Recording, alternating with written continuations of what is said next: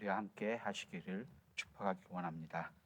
우리 다 같이 누가복음 5장 1절부터 11절까지 함께 교독하기 원합니다. 제가 1절을 읽고 우리 성도님들이 2절을 읽겠습니다. 무리가 몰려와서 하느님의 말씀을 들으세 예수는 게네사렛 호숫가에 서서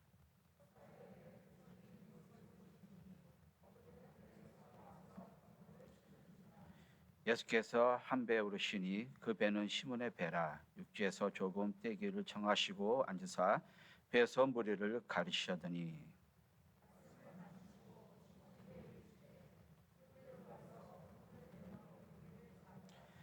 시몬이 대답하여 이르되 선생님 우리들이 밤이 새도록 수고하였으되 잡은 것이 없지만 말씀에 의지하여 내가 그물을 내리라 하고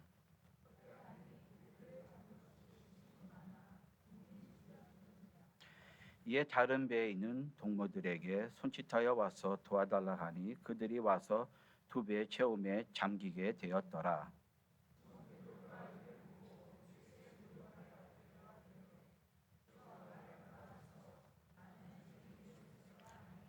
이는 자기 및 자기와 함께 있는 모든 사람이 고기 잡힌 것을 말미암아 놀랐고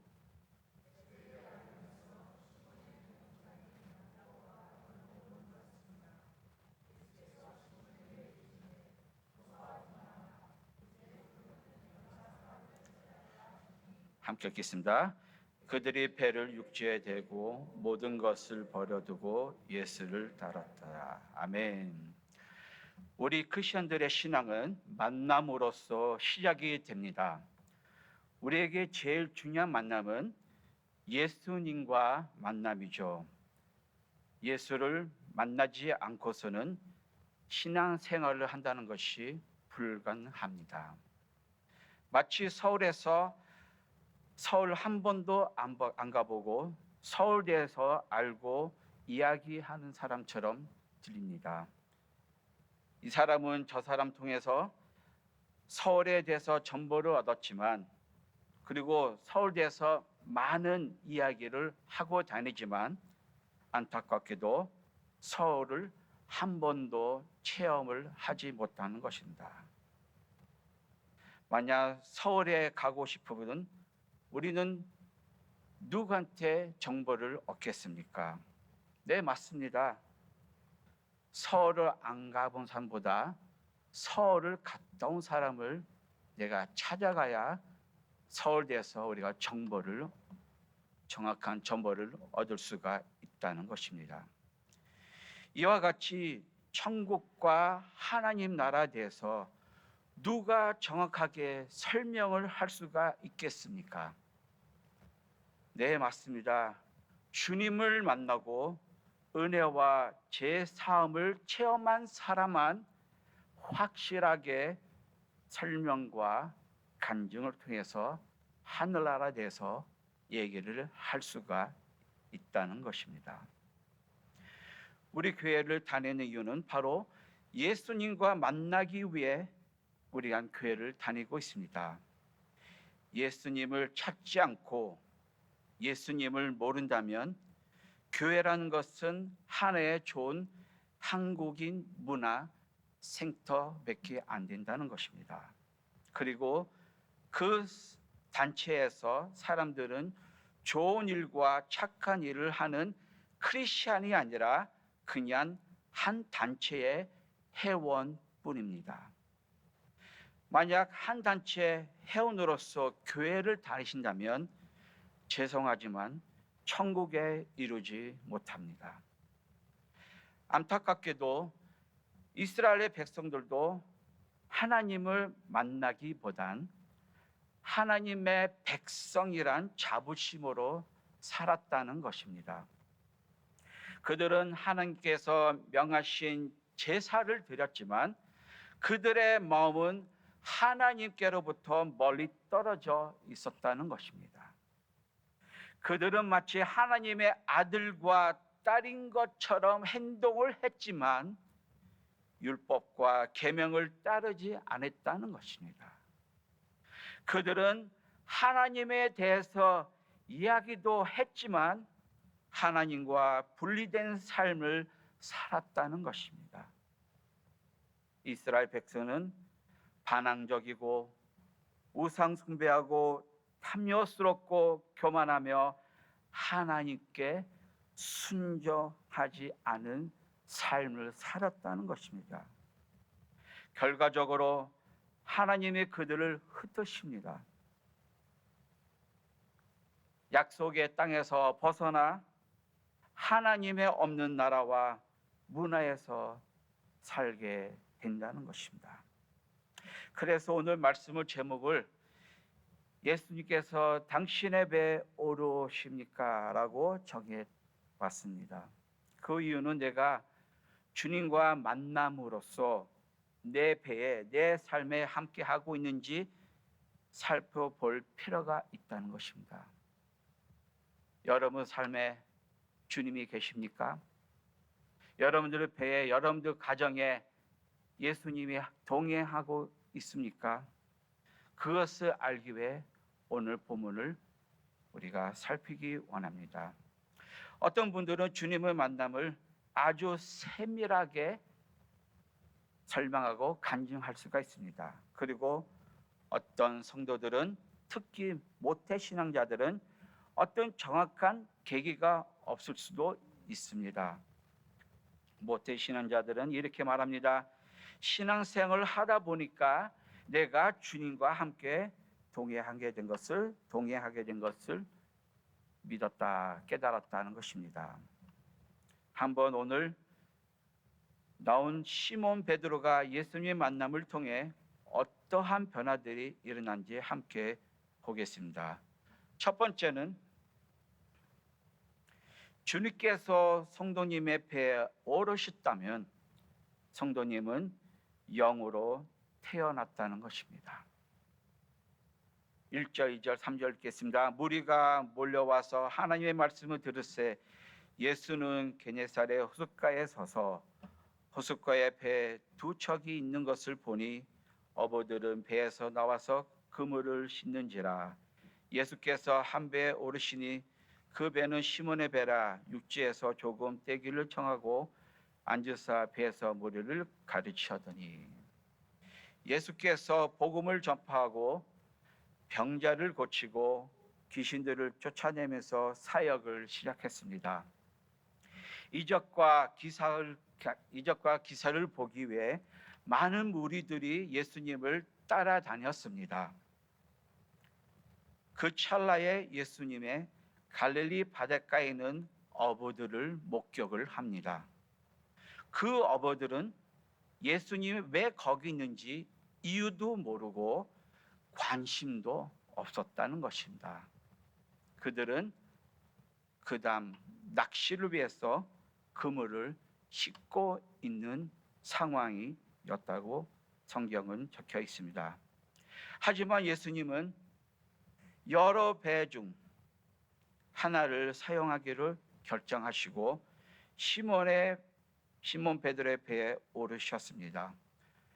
성도 여러분, 예수님께서 지상에서 사역하신 3년 동안 그의 모든 발걸음과 만남은 계획된 것이었으며 아무 일도 무작위로 일어나는 것이 아니라 의도적으로 일어났다는 것입니다. 그렇다면 예수님께서 시몬 베드로에 오신 것은 우연이 아니었다는 것입니다. 예수님께서 사람들이 들러사서 어쩔 수 없이 그 배를 탄 것이 아니라 예수님께서 분명한 목적을 가지고 시몬 베드로의 배를 탔다는 것입니다. 그것은 바로 시몬의 삶을 변화시키고자 그 배를 탔다는 것입니다. 사랑하는 여러분, 이와 마찬가지로 예수님께서 제 삶에 오신 것을 우연이 아닙니다. 그분은 저를 만나려고 오셨다는 것입니다. 여러분들을 만나려고 오셨다는 것입니다. 그 이유도 또 분명합니다.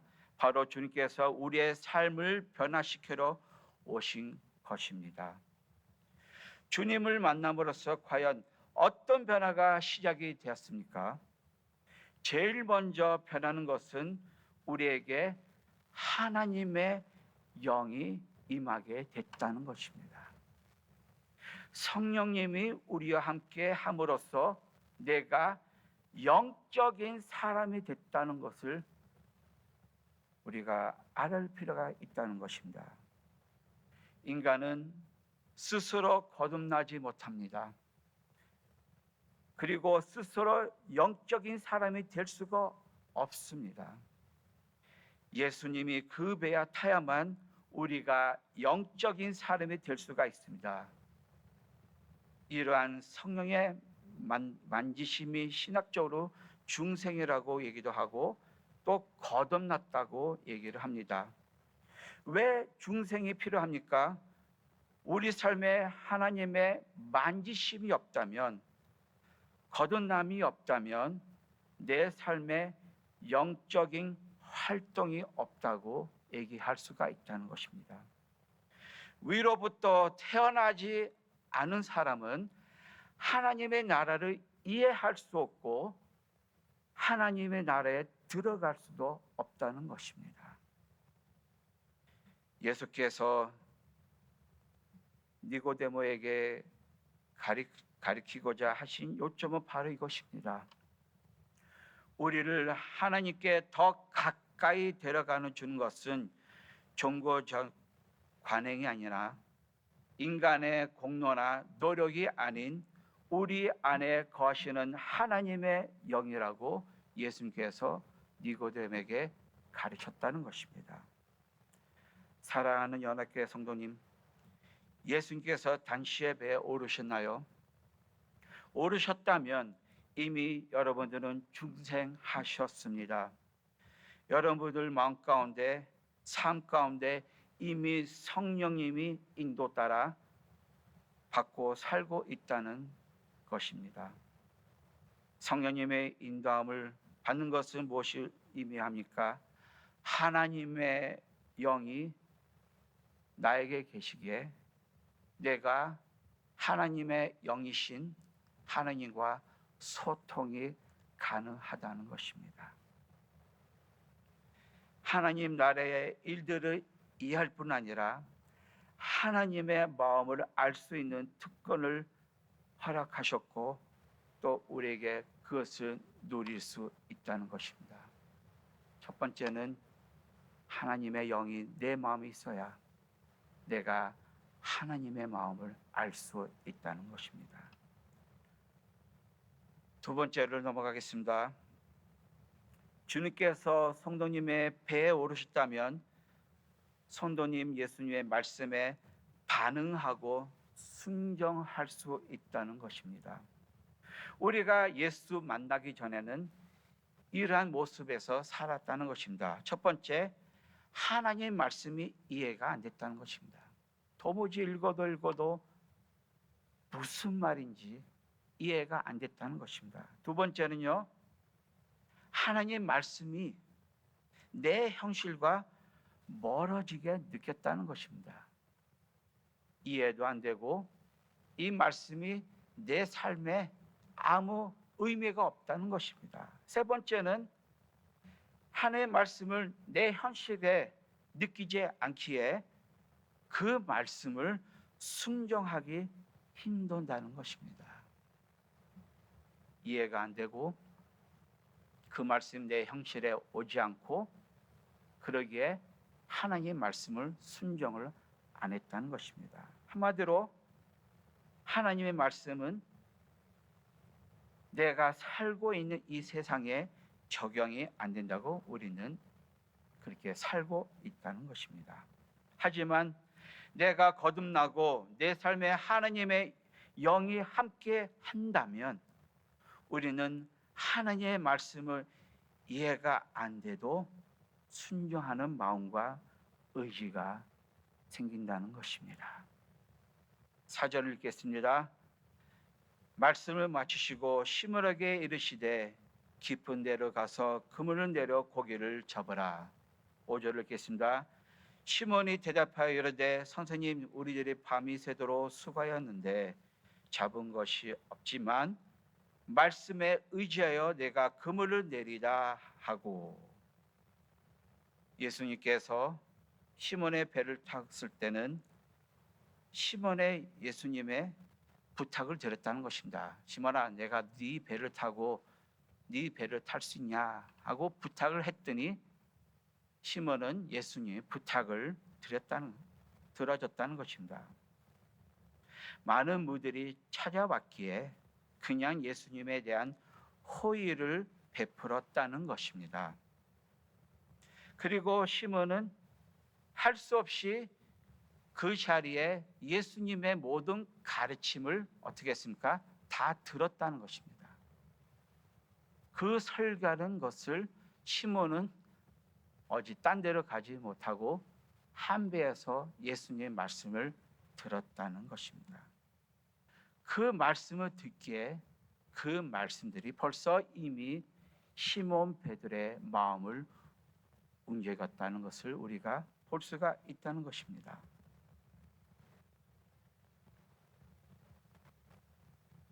그리고 이 말씀을 통해 시몬의 마음은 움직이기 시작했다는 것입니다. 예수님께서 가르침을 끝나고 육지로 돌아가지 않았다는 것입니다.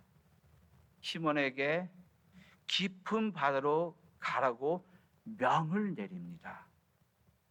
처음에는 부탁을 했는데 지금 시몬에게 명을 내립니다. 그뿐 아니라 그물까지 던지라고 말씀을 합니다. 성도 여러분들, 부탁은 누구나 다 들어줄 수가 있습니다. 하지만 낚시꾼도 아닌 전혀 다른 분야에서 사람이 와서 나보고 이래라 저래라 명을 내린다면 여러분들은 어떻게 반응하겠습니까? 기뜸을 안 두죠. 네가 뭔데? 내 배, 내 그물이 내 마음대로 할 수 있는데 네가 뭔데 와서 나보고 이래라 저래라 하냐는 거죠.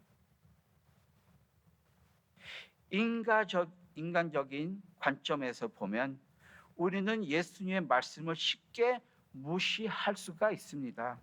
왜냐하면 그 말씀이 나의 경제적인 사고와 나의 철학과 나의 고정관념과 전혀 다른 말씀을 하시기 때문이죠. 내 삶에 내 상황에 전혀 유익하지 않은 말을 하기 때문에 우리는 예수님의 말씀과 하나님의 말씀을 우리는 무시할 수가 있습니다. 이해도 안 되고 말도 안 된다고 생각하며 무시할 수 있는 하나님의 말씀을 우리는 쉽게 무시할 수가 있다는 것입니다. 그리고 시몬 베드로도 그렇게 생각했다는 것입니다. 내가 어제 새벽까지 낚시를 했는데 그리고 아무 성과를 못 봤는데 왜 또 가라고 하지? 가봤자 고생인데 그물 던져봤자 시간 낭비인데. 하지만 예수님이 이미 그 배에 타고 있기에 그 말씀에 의지하게 됩니다. 왜냐하면 내 안에 하나님의 영이 계신다면 예수님의 말씀을 무시할 수가 없다는 것입니다. 예수님의 영과 내 안에 있는 성령이 통하기에 시몬 베드로는 또한 우리는 그 말씀을 듣고 반응하고 또 순종할 수 있다는 것입니다. 이전에는 받아들이거나 이해하기 어려웠던 명령에 순종할 수 있다는 것입니다. 그 말이 그전에는 나에게 의미가 없는데 하나님의 말씀이 나에게 뭔가 내 마음을 움직이고 또 그 말씀을 끌려 내가 그 말씀대로 산다는 것이 하나님의 역사고 내 안에 성령이 계신다는 것을 증거하고 있다는 것입니다.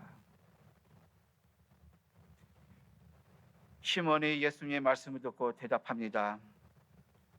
우리는 아무것도 잡지 못했습니다. 하지만 당신이 그렇게 말씀하셨으니 내가 그물을 내리리라. 사랑하는 성도 여러분들, 내 안에 주님이 계신지 안 계신지 어떻게 알까요? 하나님의 말씀을 듣고 이해가 안 돼도 순종할 때 그것이 거듭났다는 증표입니다. 예수님, 내 결혼 생활을 유지하기에 너무 힘듭니다. 이런저런 방법을 다 사용했지만 아무 효과가 없었습니다. 하지만 당신이 결혼을 유지하라고 말씀하기에 이 상황하고 아무 상관이 없는데 하나님의 말씀하기에 저는 계속 유지할 것입니다. 사업하면서 많은 사람들과 좋은 관계를 유지 못했다는 것입니다. 제 마음대로 최선을 했지만 용서하는 것이 불가능합니다. 저에게는 힘이 없고 그 사람 꼴보기 싫었습니다. 하지만 주님께서 이렇게 말씀하시기에 저는 다시 용기를 내보겠습니다. 받아들이기 힘들지만 내 안에 성령이 있기에 하나님의 말씀을 외면하지 못한다는 것입니다. 하나님의 말씀을 반응하고 그 말씀을 순종할 수 있다는 것입니다. 성도 여러분, 우리가 주님을 만났을 때 가장 큰 기적은 무엇일까요? 그 기적은 바로 하나님의 말씀을 신뢰하고 믿는 것입니다. 그전에는요, 하나님 말씀 콧방귀를 꼈죠. 근데 이제는 그 말씀을 믿기 시작했다는 것입니다. 전에는 그냥 소설처럼 읽었는데 그 말씀 하나가 하나 내 마음을 움직인다는 것입니다. 할렐루야. 우리도 시몬 베드로처럼 반응한다는 것입니다. 이해가 안 되지만 주님의 말씀하시기에 순종하는 우리 모든 연합교회 성도들이 되시기를 바랍니다. 세 번째로, 주님께서 성도님의 배에 오르신다면 성도님은 자신의 죄를 깨닫게 된다는 것입니다. 8절을 읽겠습니다. 시몬 베드로가 이를 보고 예수의 무릎 아래 엎드려 이르되 주여 나를 떠나소서 나는 죄인으로서이다 하니. 인간은 보편적으로 옳고 그른 것을 판단할 수가 있습니다. 그래서 좋은 사회를 만들기 위해 우리가 법을 만들고 그 법을 지키기 위해 많은 노력을 합니다. 하지만 내가 그 법을 어긋난 행동을 한다면 대가를 치러야 됩니다. 내가 법을 어기면 물자를 내거나 또 더 심한 범죄를 범했다면 감옥까지 가게 되는 것입니다. 신기한 것은 우리가 어떠한 규칙과 법을 어긴다면 내가 잘못한 것을 깨달을 수 있지만 그 행동을 통해서 내가 하나님 앞에서 죄인이라는 것을 인식을 못한다는 것입니다. 틀렸다는 것을 알지만 하나님 앞에서 죄인이라고 깨닫지 못하는 것입니다. 예를 들어서 내가 빨간불을 지나간다 생각합니다. 빨간불을 지나갔지, 내가 틀렸다라고 얘기할 수 있지만 빨간불을 지나감으로써 내가 하나님을 만나지 못한다는 것입니다. 왜냐하면 그게 가능한다면 모든 세상에 빨간불을 지나간 사람은 하나님을 만날 수가 있다는 것이죠. 근데 그렇지 않습니다. 내가 실수하면 그 실수가 하나님께로 내가 죄인이라는 인식을 우리는 스스로 깨달을 수 없다는 것입니다.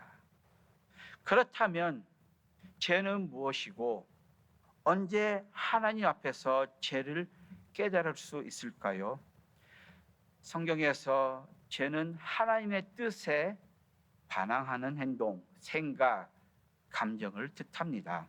따라서 사람이 자신의 죄를 인식하려면 세 가지가 필요합니다. 첫 번째, 거룩하고 유일하신 창조의 주의 하나님의 계신다는 것을 인정할 필요가 있다는 것입니다. 하나님이 나타나지 않은 이상 나는 나의 죄를 볼 수가 없다는 것입니다. 두 번째, 당신은 죄인이기 때문에 거룩하신 하나님 앞에서 서지 못함을 깨닫게 됩니다.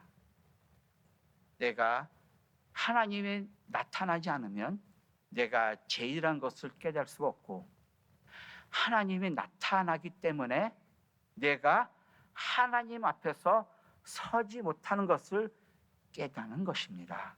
그리고 세 번째는요, 하나님 앞에서 서지 못하기 때문에 우리는 하나님의 긍휼과 은혜를 구할 수밖에 없다는 것입니다. 하나님이 나타나시고, 하나님이 나타나시면 아이고 내 죄가 다 드러난 것 같네.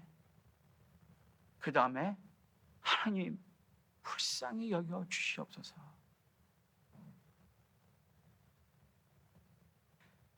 한마디로 설명하자면 성령님께서 나의 죄를 보여주지 않은 이상 우리는 하나님 앞에서 죄인이라고 고백할 수 없다는 것입니다. 예수님께서 하나님의 사자란 것을 깨달을 때 베드로는 무릎을 꿇고 자기 실체를 고백했다는 것입니다. 주님, 나에게서 멀리 하소서. 저는 죄가 많은 사람입니다.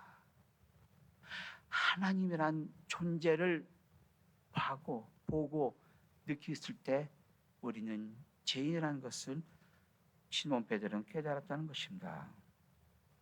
그것은 마치 하나님의 거룩함의 빛이 우리의 마음을 비춰보고 그 마음에는 선한 것이 하나도 없다는 것을 보는 것과 같습니다. 선악과 먹고 아담은 어떻게 했습니까? 그냥 잘 있다가 하나님의 온다는 그 두려움에 뭐 했습니까? 숨었다는 것입니다. 왜? 자기가 벌거벗고 있는 모습을 갖고 있다는 인식을 했다는 거죠. 하나님이 오시니까. 이사야 선지자도 하나님의 영광을 봤을 때 어떻게 합니까? 아이고 나 이젠 죽었다. 왜? 하나님의 영이, 하나님의 영광이 나한테 다가오기 때문에. 하나님의 다가오면 우리는 뻔뻔하게 버틸 수가 없다는 것입니다. 예수님이 우리의 삶에 다가오면 우리는 무릎을 꿇고 주님 앞에서 나의 추악한 모든 것을 회개할 수 있다는 것입니다. 죄를 깨닫는 것은 우리가 예수님을 진정으로 만났을 때만 가능합니다. 다시 한번 얘기합니다. 우리는 합리적으로 죄를 깨닫지 못하는 것입니다. 아담과 하와가 죄를 졌는데 왜 하나님은 아무것도 하진 나에게 그 죄를 물었습니까? 저도요, 예수님 나를 만나기 전에 교회 다니면서 이해가 안 됩니다. 아담이 하와가 죄를 짓는데 나하고 무슨 상관인데 왜 내가 죄를 졌을까? 합리적으로는 그게 이해가 안 됩니다. 그리고 예수님이 십자가에 영화를 통해서 말씀돼서 들어서 왜 이렇게 착한 사람을 사람들이 죽였을까? 우리는 합리적으로 거기까지 가지 못합니다. 왜 이렇게 착한 사람을 때려 죽였을까? 마음은 좀 슬퍼하지만 합리적으로는 우리는 거기까지 갈 수밖에 없다는 것입니다. 하지만 내가 주님을 만나고 보니 그때서야 내가 죄인이라는 것을 깨닫고 가슴을 치고 회개의 눈물을 낼 수 있다는 것입니다. 주님을 만나야 내가 얼마큼 더럽고 추한 사람인 것을 깨달을 수 있다는 것입니다. 그리고 그때서야 왜 주님께서 나를 위해 십자가를 지셨는지 더 깊이 감사하고 깨달을 수 있다는 것입니다. 이 깨달음 없으면 십자가 나하고 아무 상관없는 일입니다.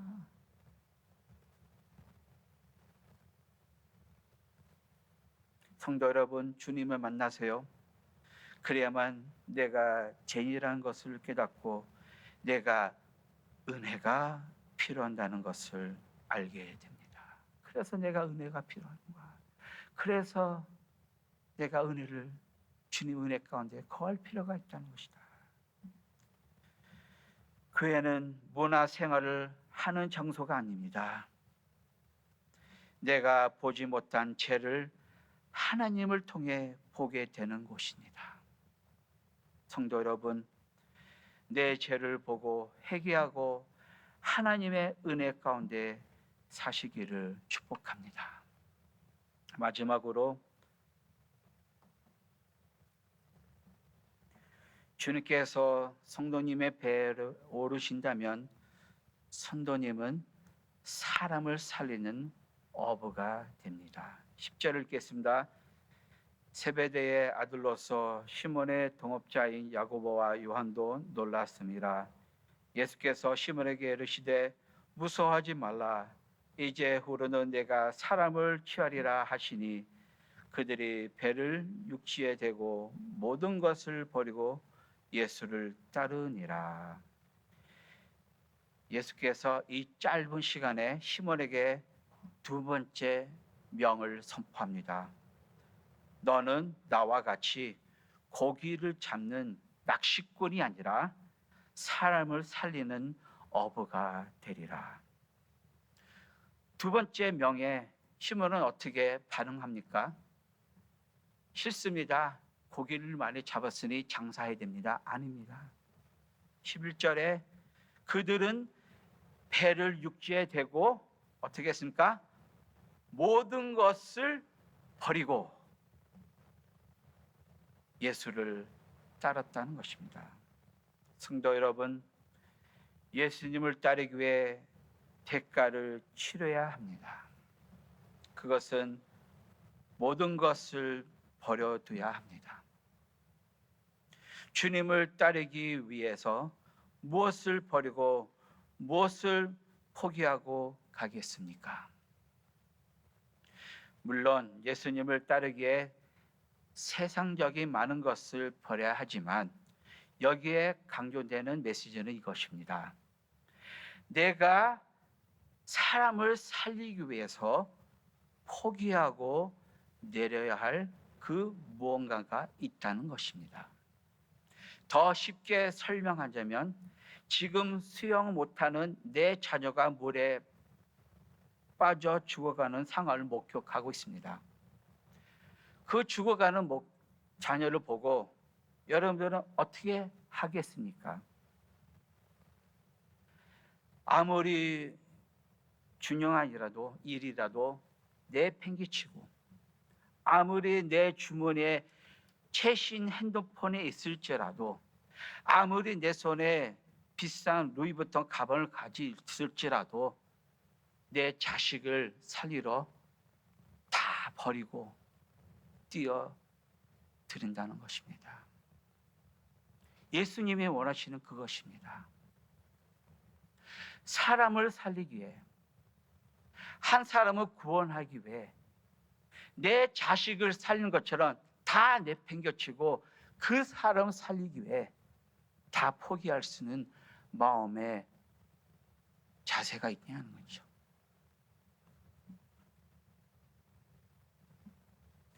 사람을 살리는 어부는 모든 것을 동원해서 그 사람을 하나님 앞으로 인도하는 것이 예수님이 원하시는 제자의 길입니다. 하늘나라에서 제일 소중하고 귀중한 것은 무엇입니까? 사람입니다. 사람을 구원하기 위해 하나님께서 우리에게 물질과 건강과 능력을 허락하셨습니다. 성도 여러분들, 우리는 죽어서 이 세상에서 아무것도 가져갈 수가 없습니다. 다만 유일하게 가져갈 수 있는 것은 무엇입니까? 구원받은 사람. 구원받은 사람만 함께 하늘나라에 갈 수가 있다는 것입니다. 그것은 무엇을 의미합니까? 내 모든 것을 가진 것을 어디다 투자하라고요? 사람 살리는데, 내 자식을 하나님께 데려가는데, 내 예수를 모르는 친구들에게 모든 것을 사용해서 내 쾌락과 내 즐거움에 쓰는 것이라 그것도 할 수도 있지만 내 친구를 살리기 위해, 천국으로 보내기 위해 투자하시기를 바랍니다. 주님께서 내 배에 오르신다면 이제부터는 사람을 구원하는데 모든 전력과 힘을 쏘는 저와 여러분들이 되시기를 축복합니다. 그래서 주님께서 우리에게 제자를 삼으라고 명을 했다는 것입니다. 결론하겠습니다. 주님께서 성도 여러분들의 배에 오르셨다면 네 가지 형상이 일어납니다. 영으로 태어났고 예수님의 말씀에 반응하고 순종할 수가 있고 자신의 죄를 깨닫고 그리고 마지막으로는 사람을 살리는 어부가 된다는 것입니다. 연합교회 성도 여러분들, 이러한 네 가지의 변화를 검증하고 내 삶에 이런 것이 일어나고 있는지 검증하고 또한 그 특권을 누리는 우리 모두가 되시기를 축복합니다. 만약 아직 주님을 만나지 못했다면 지금도 주님께서 우리의 마음을 문을 두드리고 있다는 것입니다. 마음의 문을 여시고 예수님을 여러분의 배에 태우시기를 바랍니다. 함께 기도하겠습니다. 하나님 감사합니다. 내 배에 타고 내 삶에 함께하는 것을 감사합니다. 예수님 이름으로 기도합니다.